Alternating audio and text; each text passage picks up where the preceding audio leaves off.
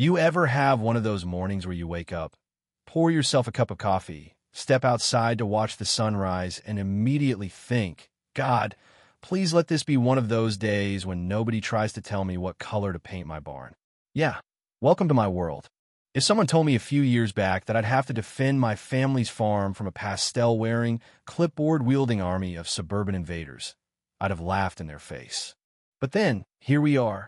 50 years of Texas dirt under my nails. Not a single complaint from me about the birds, the bugs, or the busted tractors, but try telling that to the homeowners association across the road.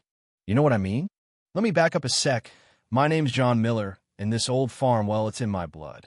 My dad built it when the nearest neighbor was a mile away, long before there were folks named Tiffany and Chad living in houses. So, the uniform, you'd swear the paint company was running a pyramid scheme.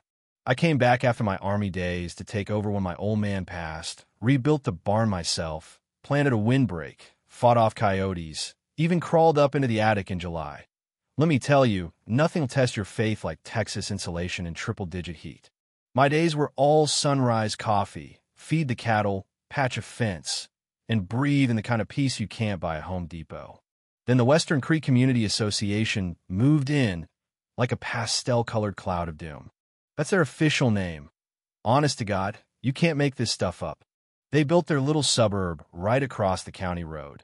Identical houses, identical mailboxes, lawns so perfect it looked like they hired NASA to calibrate the grass height. At first, I figured, their world, mine, never the twain shall meet. My land's got its own agricultural deed. My dad saw to that, made sure no one could roll in and slap me with a lawn code violation. And yet, one Tuesday morning, up my gravel drive comes a brand-new white SUV, gleaming like a pearl in the mud. She rolls past 3 big, bold, private property. And no trespassing. Keep out signs like they're suggestions, not orders. The door swings open, and out steps this woman who's basically the final boss of every HOA horror story. Platinum hair yanked back, so tight it probably buzzed. White loafers so clean I could see my reflection in him, and a clipboard hug to her chest like it's got launch codes. She hits me with a smile, so sharp it could slice bread. Good morning. I'm Karen Silvers, president of the Western Creek HOA. She actually pauses, waiting for applause. I wipe my hands on my jeans. John Miller. This is my land. What can I do for you? She gives the place a look like she's sniffing bad cheese, then says, Our community has standards, and we've received concerns about aesthetics on your property. Aesthetics. I about choked on my spit. Are you talking about my cows or my barn? She doesn't even blink. Your structures are visible from our community. We'd like to offer you a voluntary membership to help maintain harmony and cohesion. I ask, what's that in English? She says it means following their rules, asking for permission if I want to sneeze, and, of course, paying modest dues. I tell her straight, my farm isn't part of your HOA. County records are clear. My land's older than your subdivision by decades. She puffs up, tells me properties neighboring the HOA are influenced by their standards. I laugh. Influenced isn't a legal term, ma'am. I'm not joining. That smile of hers cracks, just a bit. It'd be easier if you cooperated, John. Sometimes people who resist have a change of heart later. I raise an eyebrow. Is that a threat? She actually laughs, brittle as a saltine cracker. Of course not. Just a friendly warning.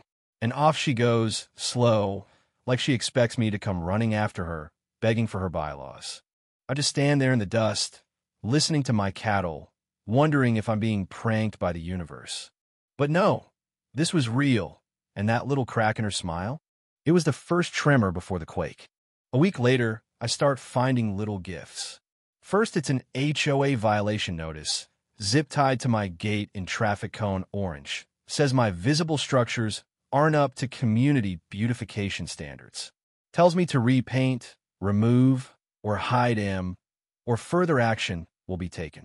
I laugh, so hard I almost spill my coffee. Next, someone leaves a packet in my mailbox, lists of suggested improvements, color palettes, fence styles, even a sticky note.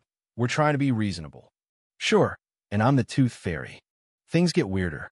I spot some guy crouched by my fence with a camera lens longer than my forearm. I yell. He bolts back to the cookie-cutter kingdom. That evening, Two board members roll up, pretending to be visual assessors. I ask if they got a warrant. Boy, do they scramble. Then the trash starts. Black garbage bags dumped right by my gate, perfectly tied, right under my "No dumping" sign. One night, I catch a minivan at 2 a.m.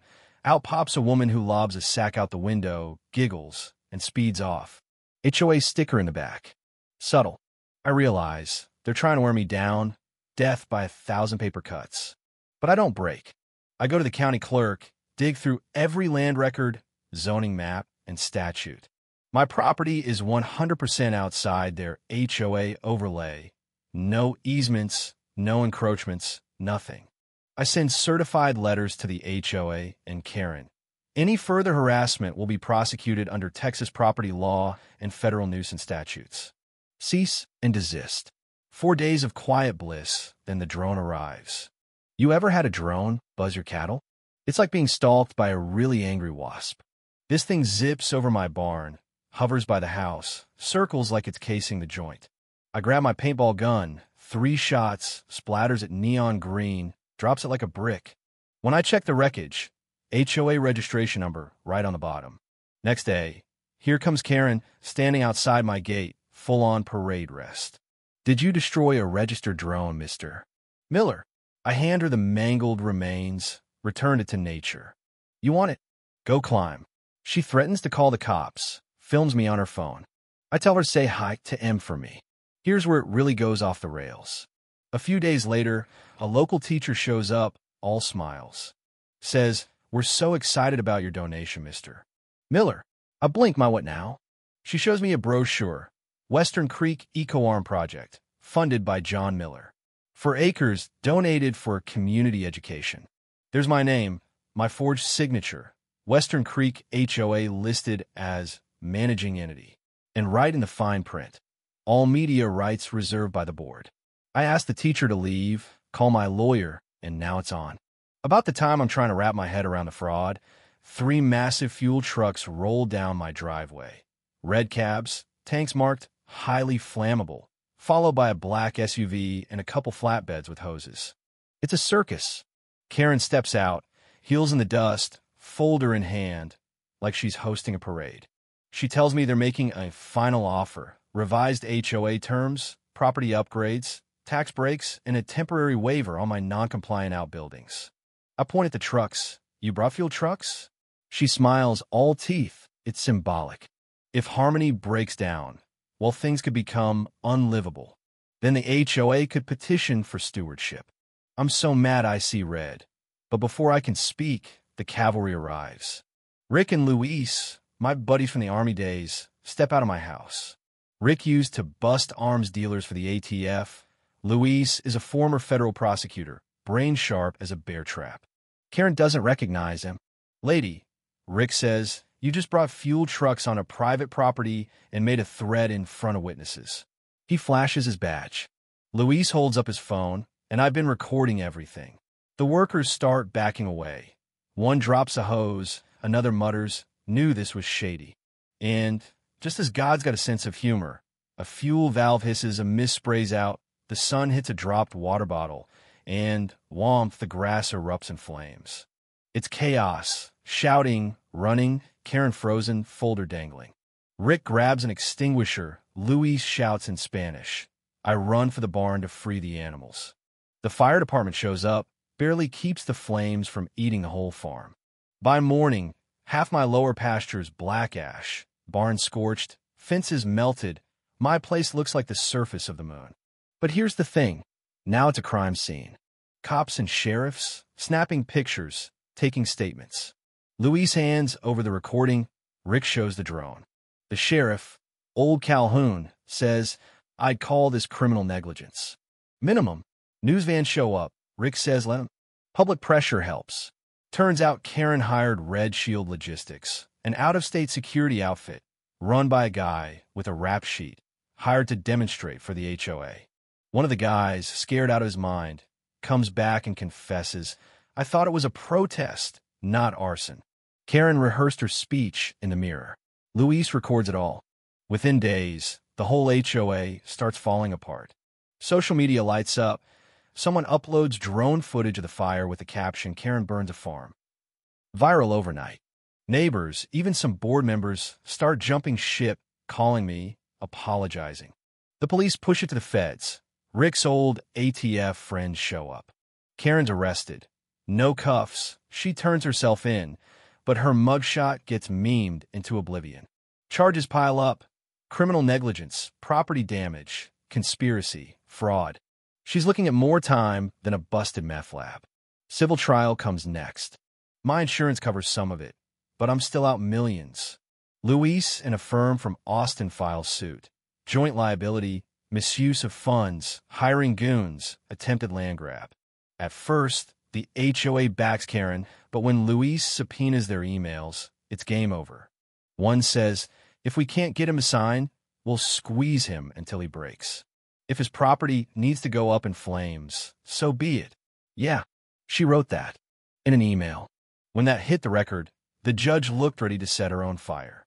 One board member resigns, another blames Karen, until metadata proves otherwise. Former treasurer Flips says Karen's been siphoning HOA funds for years, paying fake landscaping crews, pocketing the cash. Settlement comes down for $1 million in damages. HOA liquidated, Karen's assets seized, her Lexus, condos, even her wellness retreat. When the judge reads the ruling, Karen just stares. No tears, no drama. Me? I walk out feeling cleaner than I have in years. And then comes the twist. The county calls. They've got a reentry work program for nonviolent offenders. Guess who they assigned to my farm for community service? Karen. I signed the papers, hand her a shovel, South Field. Tomatoes don't plant themselves. She works 12 hours a week, out in the sun. No shade, no clipboard, no makeup. Some days she mutters. Some days she just sweats. Neighbors drive by just to see her. One shouts, "That dirt patch HOA compliant, Karen." Even I have to walk away not to laugh. A year on, the farm's growing back. Pasture's green, greenhouse full. Kids come from the local school to learn how food grows. They named a goat Kanye East. Luis runs the books. Rick makes salsa so spicy it's a weapon. Karen still comes by, head down, hands dirty. We're not friends, never will be, but sometimes I catch her looking at the kids, at the goats, maybe remembering how to be human. She asked last week if she could plant lavender for the bees, right where her henchmen spilled gas. Go figure. People ask if I regret it. The lawsuits, the fight, the fire. Truth? Not for a second. I didn't start this war, but I finished it. Came out with my land, my name, and the kind of peace you make with your own hands. So if you're out there dealing with a clipboard tyrant, just remember, stand your ground, know your rights, keep a fire extinguisher handy, and if you see a white SUV rolling up, maybe don't plant lavender near the fence. Now, if you'll excuse me, Kanye East is breaking into the greenhouse again. Tell me, where do you draw the line between community and control? Drop your thoughts below. Let's hear your HOA horror stories, and maybe, just maybe, we'll figure out how to keep the peace without lighting a match.